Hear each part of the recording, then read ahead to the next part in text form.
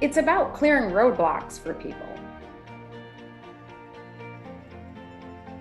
It's about being able to help them be successful so that you're successful and the entire company's successful.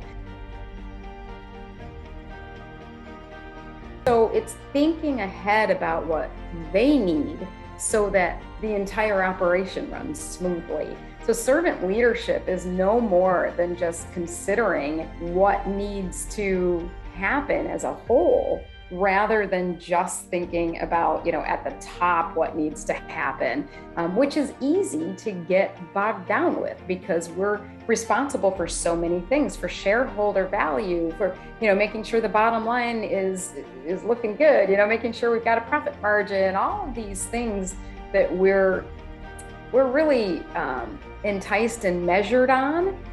We're not always measured on making sure that we're clearing roadblocks and making other people successful. Although, in my opinion and my experience over the years, that's really where we're going to get our biggest bang for our buck. Think about the flight attendant analogy. You're on the airplane and the flight attendant tells you to put the oxygen mask on yourself before helping the person sitting next to you. And there's a reason for that, because if you don't put it on yourself, you're never going to be able to take care of that person sitting next to you, right? Right. And I remember this actually happening to me when I was flying with my daughter, who was two years old at the time. And I remember having this physical reaction, just going, wow, I wouldn't have done that. I would have put it on her first. But it's such an important analogy, because what we learn from that is we have to take care of ourselves. It doesn't mean at the expense of other people, but it means we have to respect ourselves first. So if you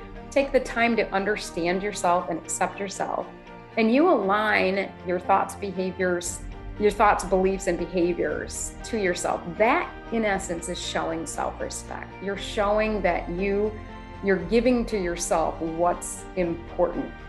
That self-respect is critical, because we can't expect other people to respect us if we don't respect ourselves.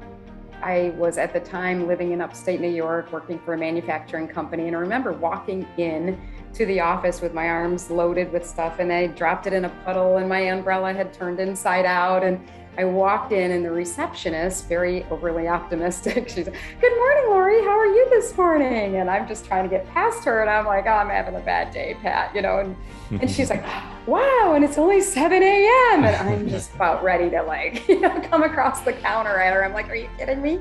Yeah. I still to this day can't tell you exactly why, but I remember exactly how I felt and where I was in that moment, when I had a self-awareness that I was doing this to myself. I was creating this. I was making this into what it was. And that moment of self-awareness was critical. But what came next was dangerous. It was judgment.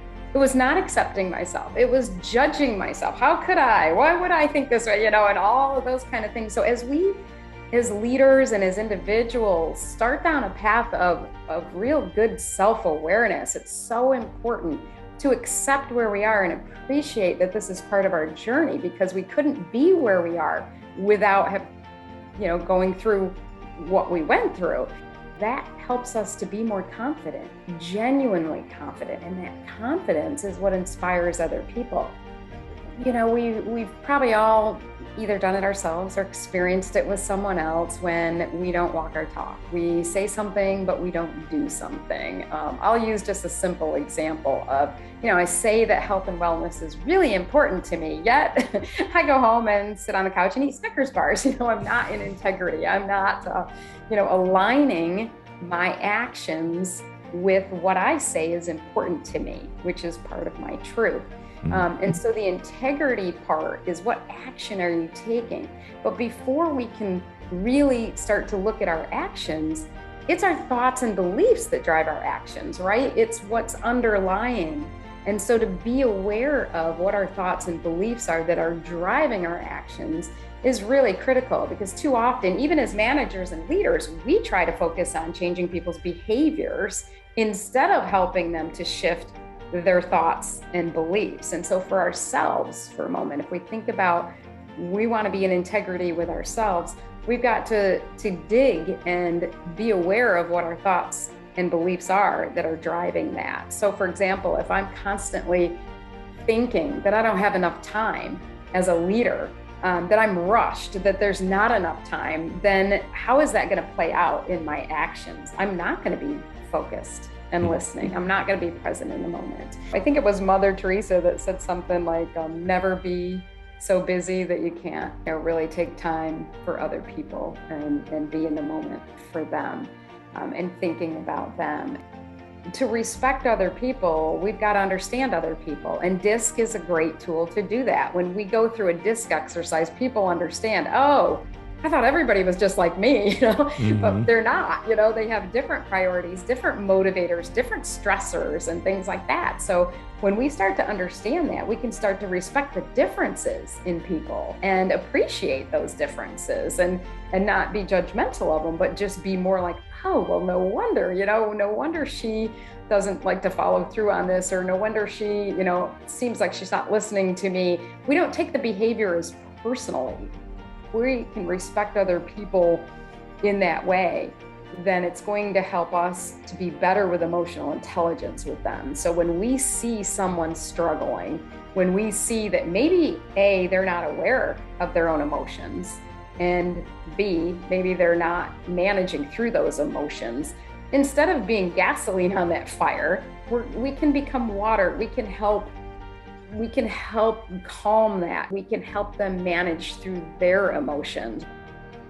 To not be able to receive stops the flow for people. So I can't give if you won't receive.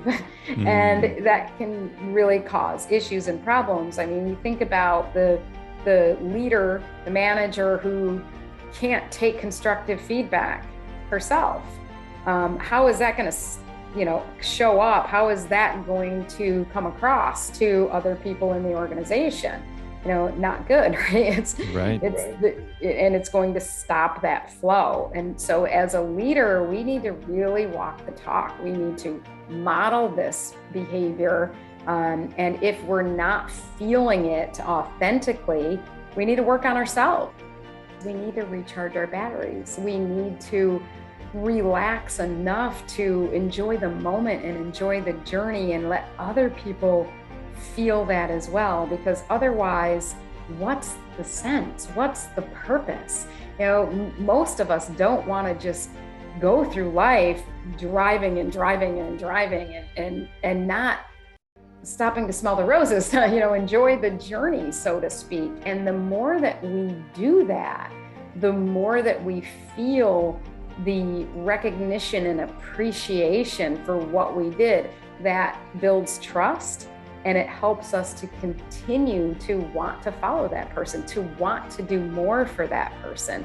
And so the habit of having fun, relaxing, enjoying things can also help us to not only bond as a team, but there's a lot of research to back up that it helps us be more innovative and creative. And so there's so many benefits to it. And like any of these or any of the ideas that we talked about, of course we have to manage them. We can't be, playing and fun all the time. We've got to have some work. But what I find happens more often is that people do not take the time to really feel the gratitude for what they did, for what someone else did, to recognize that person or that team for doing that, and to actually have some kind of a celebration where people are enjoying themselves as a result of that. We hope you found this video valuable. If you did, please hit the subscribe button and opt in for notifications so you don't miss any of our upcoming videos. If you'd like to learn more about the speaker in this video, there's a link in the description below. Also, before you go, would you like access to a free, in-depth video training on how to dramatically improve employee engagement and retention? There's a link to that free training as well in the description below. Until next time, we wish you great success building a world-class team or organization that makes a positive impact in the lives of your team members.